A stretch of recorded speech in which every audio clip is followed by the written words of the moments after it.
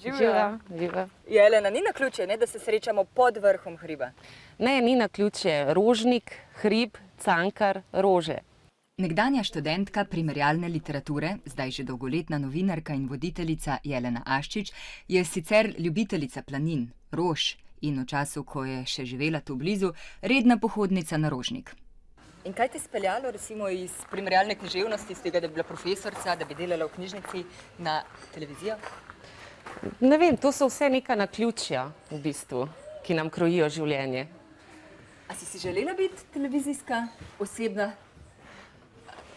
V bistvu, ne vem, želela sem si delati očitno na televiziji. Saj takrat niti nisem točno vedela, kaj to pomeni delo na televiziji, ne? Ker ko gledaš doma, je to malce drugače, vidiš samo tisti blišč. Da ji bo televizija rezala kruh, je voditeljici s kilometrino po svoje nakazovalo že otroštvo. Pri 17 letih je prvič vstopila na RTV. Dnevnik, tednik, Odmevi, oddaja Vaš kraj, oddaja Odkrito in Polemika. Povsod je sodelovala. Podpisana je po 2 nagrajena dokumentarna filma. Že v osnovni šoli sem se vpisovala vse možne krožke. Že takrat smo imeli nek taki dramski krožek, pa šolski časopis, pa potem tudi v gimnaziji. Skratka, karkoli je bilo, jaz sem se šla vpisati, da vidim, kaj se tam dogaja. Jelena je rojena in vzgojena v Sloveniji. Njena starša sta že v mladosti vsak po svoje prišla sem, kjer sta se spoznala. Od rodne vasi žal v vojnem času ni ostalo veliko, a kri ni voda. Korenine iz Bosne so ji pustile sledi. Nekateri pravijo, da ta temperament, neposrednost, mogoče humor. A je to resnica, da si, ne vem, pri 23 poklicala na televizijo takratnega urednika v informativni program in rekla, a rabite kakšno voditeljico poročil? Ja, to je res.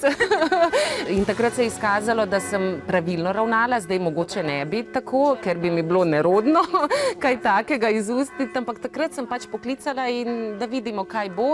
In je urednik res potem rekel, no, zdaj pa me zanima, kdo je ta predrzan glas. 70 ljudi je bilo izbranih na avdiciji za nadaljne izobraževanje in Jelena se jim je pridružila. Danes je, kjer je od vseh teh ostala edino ona. Kasneje je preživela leto dni tudi v Ameriki, kjer se je izobraževala na slovitem CNN-u. Dober večer. In po kom imaš tak prodoren karakter? Ne vem, mogoče je pa to tisto bosansko v meni. Po naravi pravi je tudi uporniška. Če ji kaj ne ustreza, se zoperstavi. A da bi se zaradi tega počutila kot oseba svobodna, žal ne more potrditi. Nasploh pri soljudeh pogreša več zdrave pameti. Čeprav se razvijamo v demokratično državo, ampak bolj, ko postajamo demokracija, več imamo pravil in omejitev. Iskanje pravice je njeno vodilo v življenju.